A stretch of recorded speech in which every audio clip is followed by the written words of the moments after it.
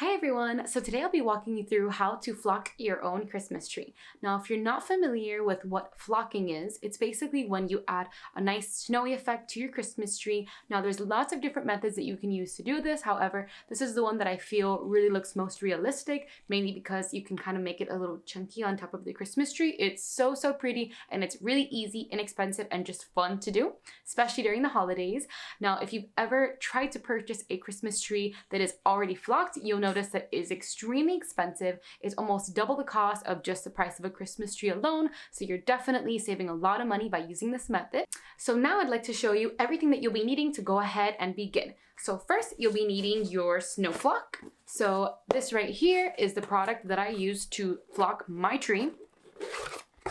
Now you can purchase this on Amazon. It really is for a great value and premium quality. This bag right here was £2, and this would work for about a 5 to 6 foot tree. If you're looking to add fake snow to something bigger than that, I highly recommend ordering the next size up, which is about £5. This could even last you 2 years in a row. If let's say you want to flock 2 different trees, the tree that I flocked was real, but you can also use this for a fake tree as well. Now, besides that, you'll also be needing water, and the reason why is because water is actually the adhesive for Snoflock. So I have a bottle like this with water inside, and since I flocked my tree outside, I also used a hose. My tree is also 6 feet, so it's a little bigger. So if you're gonna use a bigger tree, I highly recommend having a hose handy as well, because it just makes the process a lot easier.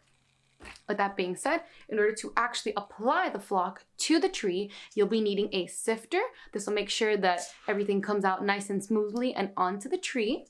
In addition to that, I highly recommend you thinking in advance about where you would like to go ahead and do this, just because when you do apply the Snoflock to the tree, it has a tendency to kind of just fly into the air and just kind of make a little bit of a mess.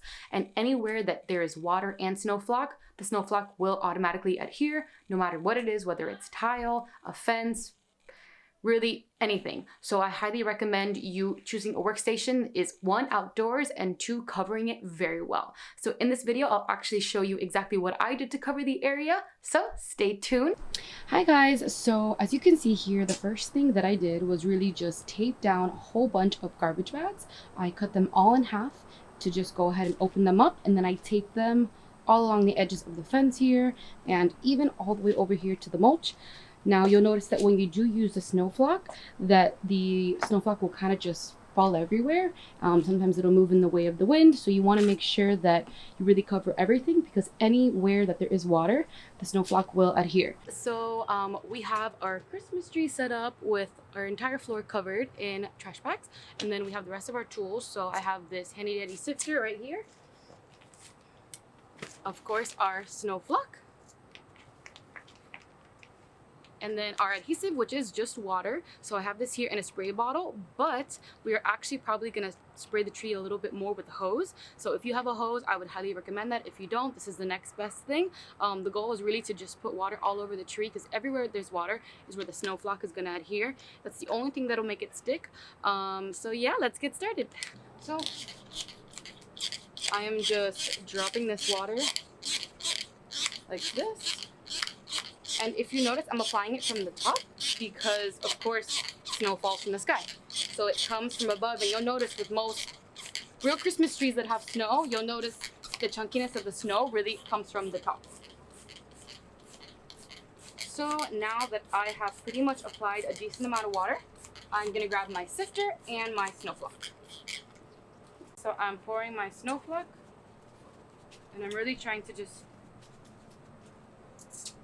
make sure that it's going above the tree. It's almost like sifting sugar.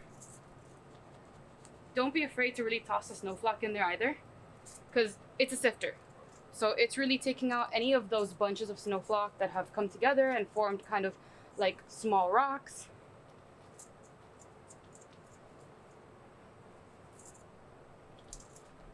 So that is more or less what it looks like when it's just kind of lightly dusted.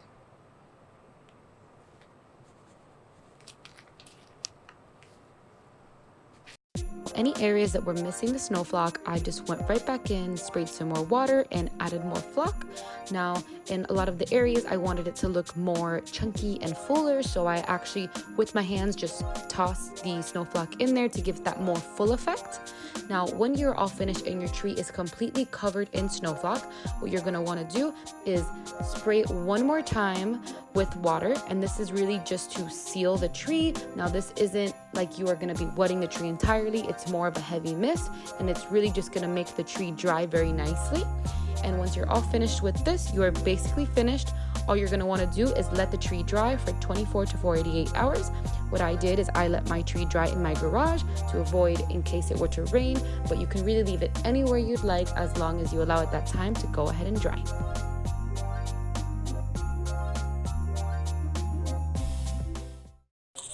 Now I do want to show you what it looks like after the flock has dried.